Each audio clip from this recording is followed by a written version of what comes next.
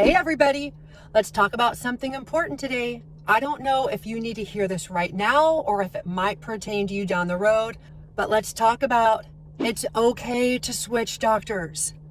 Listen to your inclination, listen to those doubts, listen to those urges that you're getting to get a second opinion. Everything I'm going to talk about today, I have seen mentioned online many times. I think sometimes people are just beginning their journey, so they don't have a lot of knowledge, and the doctor is the professional. What they say is what you do, and I know that's how I was raised. And then when you get on threads and you're with people who have done this, have more experience, have really been on these drugs for a while, and when some of these patients are sharing their experience, everyone's like, I'm so sorry, this is terrible what you're dealing with. Yes, please switch doctors. I hope that this is helpful for someone, and I have to talk to you about four specific things I've heard about. I think they're the most prevalent occasions when I really want you to consider talking to your family, thinking about it, and then getting a second opinion, potentially switching doctors. Okay, number one, you have read about zepbound. You've read about Ozempic. And you think that this is a drug that's really important to you, that's going to help you, that you need, and you reach out to your primary care physician and they just put on the red light. And they have their reason why they don't think this is right for you. They're not going to prescribe it for you.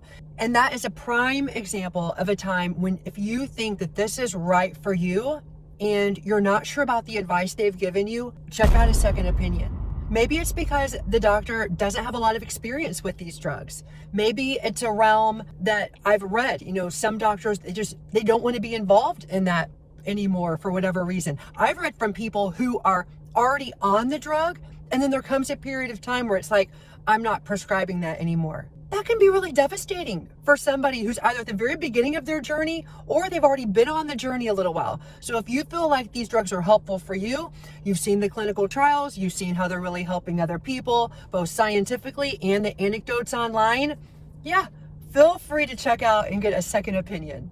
Okay, second, if you have a doctor that you feel like is prescribing a dose that's not the right dose for you, consider getting a second opinion. So here's the situations I'm talking about. Somebody who has been on 2.5 and automatically in month 2, the doctor wants to move you to 5.0. Like that's the hard regimen. For me, that would have been a nightmare. I was hardly eating on the 2.5. It was really tough for me to get my calories in. I was having to move to a protein shake just to get something in my stomach before lunch. Because honestly, the Mounjaro worked to such an extent in the beginning that I wasn't hungry. I remember my family trying to help me one evening. Here's the prime example that helps me see like just where I was.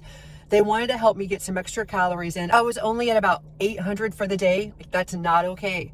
I remember they gave me a tablespoon of peanut butter and it was insurmountable for me to eat it. I kind of licked it. I didn't eat half of it. I couldn't have finished it. Like that really seems, that was almost a year and a half ago. That seems a little odd. That's precisely what happened to me though. Now my eating is fine. I do great to get on my 2,000 calories a day. I've been at maintenance going on 11 months. But if I had bumped up to the 5.0, even a stronger dose after 4 weeks, that would have been pretty devastating to me. So if you're feeling like your eating is under control, if things are going really well for you, if the scale is moving, everything was like going in the right direction. I ended up staying on the 2.5 for the vast majority up until just a few weeks before I hit my goal weight of losing 60 pounds. So if you're, listening to your body and you feel like you have an idea of what you need and the doctor is not listening, or just based on their experiences, they have a different trajectory for you than what you think is the most healthy choice for you, feel free to switch doctors. Number 3, when they want to take you off of the drug at a time that you don't think is appropriate. This has happened to so many people. So let me tell you about my friend that I was talking to on Discord this week. Their A1C was in the high 6s. They got on, I think it was Mounjaro, brought them down to a 4.9.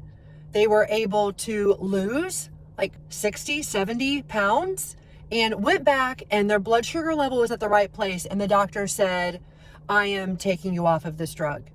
That is tough news to take. This is your medical professional, the one we were raised listening to, the one that you do what they say. But my friend really struggled and said, this drug has done so much for me. I still have 25 pounds to lose.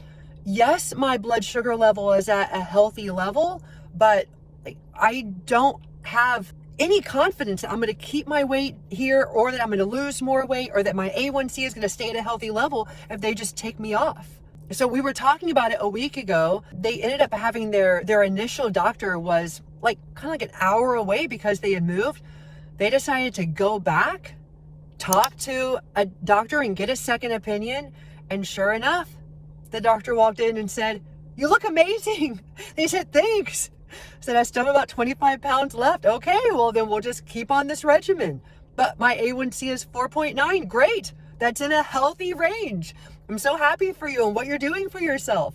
Yeah, we're going to stay on these drugs until you hit your goal weight. And then we'll drop down, titrate you down and see how you feel for 7 days, and maybe see how you feel. If that's going great for you, see how you feel for 10 days. Start stretching your shot out. These are the types of things that I really appreciate that I'm reading online. There's no perfect plan. There's what works for each person. Is your doctor going to keep you at the same level but start spreading your shots out? Is your doctor going to try to go down to a lower dose and see how you do on that? See how you respond? See how your side effects are? If you stay satiated and still have that control over food? Okay, so if you're feeling like they're trying to take you off the drug too fast, that was my first example, is when you feel like they're taking you off of it, but you're not ready yet, or it's not the right move for you. And the second situation is there have been many people whose doctor said, "You've hit your goal weight. We're going to take you off of it now. Not we're going to titrate you down. Not we're going to see if we can spread the doses out. You're going to go off the drug, when you hit maintenance, or when you've been at maintenance for 6 months, we're going to take you off the drug." I just read somebody recently, and the rule is when you've been on maintenance for 9 months or for a year, you go off. And I think we're going to get more experience and knowledge about these drugs as time goes on.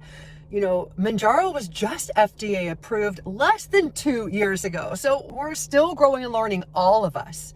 But if you feel like that is not the right healthy move for you, feel free to seek out a second opinion. For me, I am on the 5.0. I have lost 70 pounds. I have kept it off for almost a year. I would not feel like the appropriate move for me would be to remove me from this drug right now. So I definitely wanted to bring up that scenario. And last, if your doctor is giving you the runaround, if you're not feeling respected, if you're not feeling a compassionate ear, if you've got someone saying, "Oh, you're obese, then, you need to go to the gym more," which absolutely has been the angle of some doctors. There was somebody sharing recently that they try not to bother their doctor too much, but the insurance was wanting an appeal letter, and they even had written it themselves, had done all this research and work, had sent it to the doctor. They just needed to send it in. She wasn't calling every day. She called and she just said, "Jilly, do you know where this is?" And then it was 3 days later, nothing had happened. This is a person who's putting a lot of thought into their every move, and they know how busy doctors are. She didn't want to irritate them. She didn't want to bother them. But she really just was not getting a response. She didn't want to just jump the gun and just leave that doctor's practice. And she's sharing online, her emotions. Now this has become really stressful. There are situations like this. And every time you see people who have a doctor they love, who is compassionate, who is listening, who really has their head in the game, and they kind of know what's going on out there with zepbound and Mounjaro and Wegovy, Ozempic, and some of the others that people are having success on.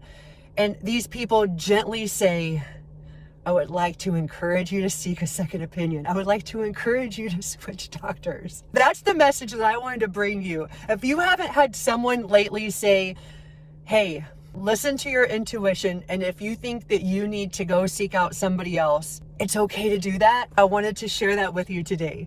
So that's been our message, not from a doctor or from a medical professional, but from a fourth grade teacher who really cares and who really enjoys reading and researching and seeing what's going on out there. There are some sad stories, and I just wanted to share that if you didn't realize it, you can seek out an alternative opinion. Okay, everybody, I appreciate you being here, and I hope you have a great rest of your day.